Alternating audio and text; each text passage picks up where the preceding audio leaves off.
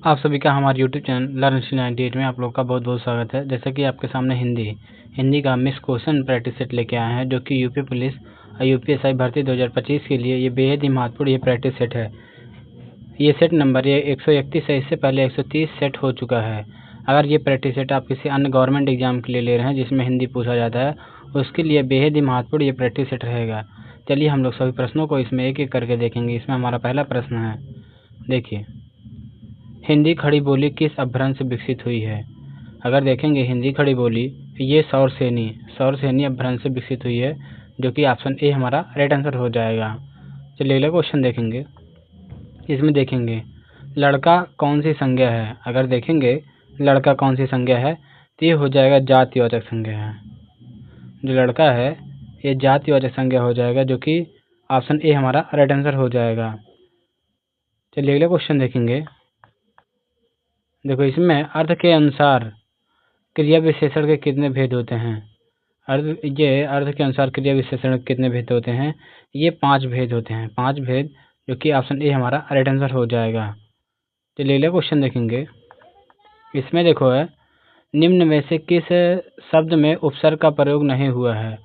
अगर इन चारों में से देखें कौन सा ऐसा शब्द है जिसमें क्या है उपसर्ग का प्रयोग नहीं हुआ है। देखो, अगर देखेंगे जो उपकार शब्द है, इसमें क्या है, इसमें देखो क्या है, इसमें ये पूछा गया निम्न में से किस शब्द में उपसर्ग का प्रयोग हुआ है। तो इसमें अगर देखें, देखो ये जो उपकार शब्द है इसमें केवल उप उपसर्ग का प्रयोग हुआ है, उप उपसर्ग का प्रयोग हुआ है। ये सभी में क्या है नहीं हुआ है। देखो, हानिकारक में ये प्रत्यय का प्रयोग हुआ है, अपनापन में भी क्या है प्रत्यय का प्रयोग हुआ है, इसमें भी क्या है प्रत्यय का प्रयोग हुआ है। लेकिन उपकार शब्द एक ऐसा शब्द है जिसमें क्या है उपसर्ग का प्रयोग हुआ है। ऑप्शन ए हमारा राइट आंसर हो जाएगा। चलिए अगला प्रश्न देखेंगे। इसमें देखो हो जाएगा व्युत्पत्ति के आधार पर संज्ञा के कितने भेद होते हैं। अगर देखेंगे व्युत्पत्ति के आधार पर संज्ञा के कितने भेद होते हैं तो ये 5 भेद होते हैं, 5 भेद, जो कि ऑप्शन बी हमारा राइट आंसर हो जाएगा। चलिए अगला क्वेश्चन देखेंगे।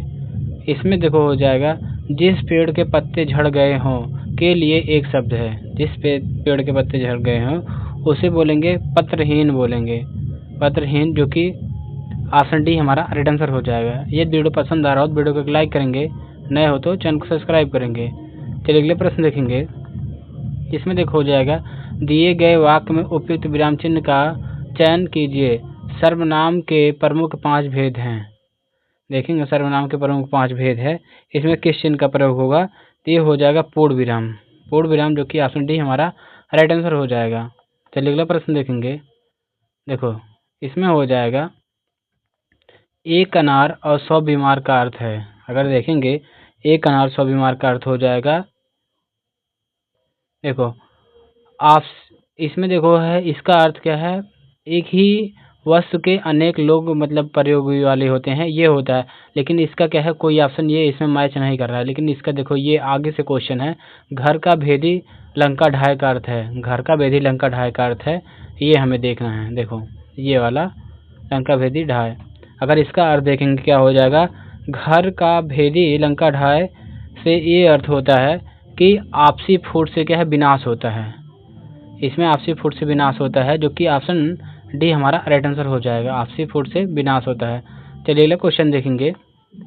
इसमें देखो हो जाएगा पतझड़ में कौन सा समास है। अगर देखेंगे पतझड़ में ये हो जाएगा कर्मधारय समास, जो कि ऑप्शन ए हमारा राइट आंसर हो जाएगा। चलिए अगला प्रश्न देखेंगे।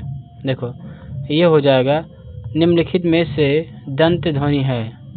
अगर इन 4 ऑप्शन में देखें ऐसा कौन सा शब्द है जो कि दंत ध्वनि है। तो अगर देखेंगे जो ता है, ता ये क्या है दंत ध्वनि है। अगर ये का देखें, का हो जाएगा ये कंठ हो जाएगा। अगर ये पा देखें तो ये हो जाएगा होस्ट हो जाएगा। और ये छा हो जाएगा, ये तालु हो जाएगा। चलिए अगला क्वेश्चन देखेंगे। इसमें हो जाएगा इनमें से कौन सा शब्द संज्ञा है। अगर इन 4 ऑप्शन में देखें कौन सा शब्द संज्ञा है तो देखेंगे ये क्रोध शब्द क्या है, एक संज्ञा शब्द है, जो कि ऑप्शन डी हमारा राइट आंसर हो जाएगा। चलिए अगला क्वेश्चन देखेंगे। इसमें देखो हो जाएगा घुमक्कड़ शब्द में कौन सा प्रत्यय है। अगर देखें घुमक्कड़ शब्द में कौन सा प्रत्यय तो ये हो जाएगा अक्कड़ प्रत्यय हो जाएगा, जो कि ऑप्शन डी हमारा राइट आंसर हो जाएगा। चलिए अगला प्रश्न देखेंगे। इसमें हो जाएगा, देखो जगदीश का संधि विच्छेद क्या है। अगर देखेंगे जगदीश का संधि विच्छेद क्या होता है, जगत प्लस ईश होता है, जगत प्लस ईश, जो कि ऑप्शन ए हमारा राइट आंसर हो जाएगा। चलिए अगला प्रश्न देखेंगे। इसमें देखो हो जाएगा खंडहर। खंडहर का तत्सम रूप है, यह तत्सम शब्द है। अगर खंडहर का देखें तो हो जाता है खंडगृह होता है, खंडगृह, जो कि ऑप्शन बी हमारा राइट आंसर हो जाएगा। इसमें ऑप्शन बी सही उत्तर है। चलिए अगला क्वेश्चन देखेंगे।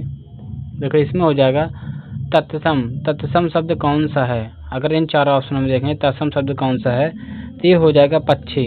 पक्षी एक तत्सम शब्द है, जो कि ऑप्शन डी हमारा राइट आंसर हो जाएगा। चलिए अगला प्रश्न देखेंगे। इसमें देखो है वाचस्पति। वाचस्पति किस समास का समस्त पद है। अगर देखेंगे वाचस्पति, ये हो जाएगा संबंध तत्पुरुष हो जाएगा, संबंध तत्पुरुष, जो कि ऑप्शन ए हमारा राइट आंसर हो जाएगा। चलिए अगला प्रश्न देखेंगे। इसमें हो जाएगा स्वरों की संख्या कितनी है। अगर देखें स्वर की कितनी संख्या है तो ये हो जाएगा 11 होती हैं, 11, जो कि ऑप्शन बी हमारा राइट आंसर हो जाएगा। 11 स्वर होते हैं। ये देखो यूपीएसआई 2017 में क्या है, ये 11 स्वर माना गया था यूपीएसआई 2017 में।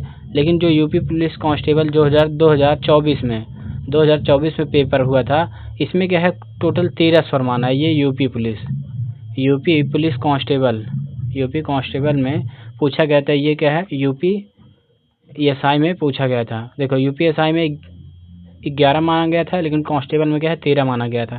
चलिए अगला क्वेश्चन देखेंगे। ये हो जाएगा कंठोज ध्वनि का उदाहरण है।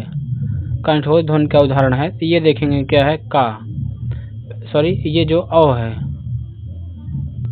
इसमें अ शब्द क्या है कंठोष्ठ ध्वनि का उदाहरण हो जाएगा, जो कि ऑप्शन बी हमारा राइट आंसर हो जाएगा।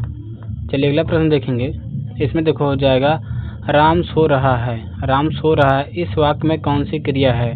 अगर देखेंगे राम सो रहा है तो इसमें हो जाएगा हमारा क्या है, ये क्या है कर्म, अकर्मक हो जाएगा, अकर्मक हो जाएगा, जो कि ऑप्शन ए हमारा राइट आंसर हो जाएगा।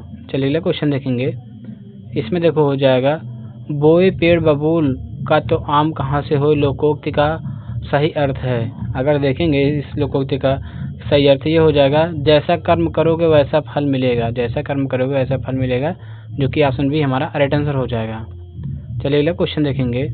आंखें बिछाना मुहावरे का अर्थ है। आंखें बिछाना मुहावरे, ये एग्जाम का नाम गलत है। आंखें बिछाना मुहावरे का अर्थ हो जाएगा, ये हो जाएगा, इसका राइट आंसर हो जाएगा आदर सत्कार करना, आदर सत्कार करना, जो कि ऑप्शन सी हमारा राइट आंसर हो जाएगा। देखो इसमें हो जाएगा कुंदन। कुंदन का पर्यायवाची होगा। अगर देखें कुंदन का पर्यायवाची क्या होता है, हेम होता है।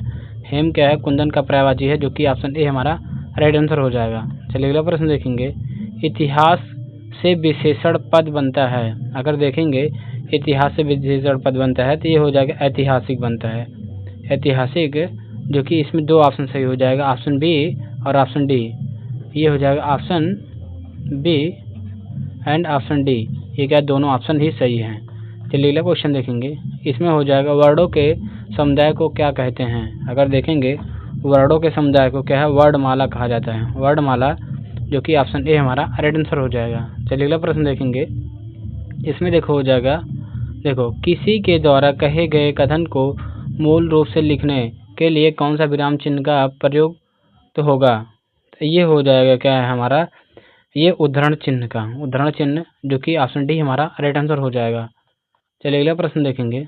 इसमें हो जाएगा शिल्पगत आधार पर दोहे से उल्टा छंद है। अगर दोहे का उल्टा छंद पूछे तो ये होता है सोरठा होता है, तो ये हो जाएगा सोरठा, जो कि ऑप्शन डी हमारा राइट आंसर हो जाएगा।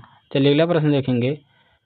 अतियुक्त, अतियुक्त शब्द में संधि, ये क्या है संधि है। अतियुक्त में कौन सा संधि है तो ये हो जाएगा गुण संधि हो जाएगा, गुण संधि, जो कि ऑप्शन ए हमारा राइट आंसर हो जाएगा। चलिए अगला प्रश्न देखेंगे।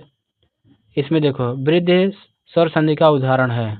अगर देखेंगे वृद्ध स्वर संधि का उदाहरण है तो ये हो जाएगा यतीन्द्र हो जाएगा, यतीन्द्र, जो कि ऑप्शन ए हमारा राइट आंसर हो जाएगा। चलिए अगला क्वेश्चन देखेंगे।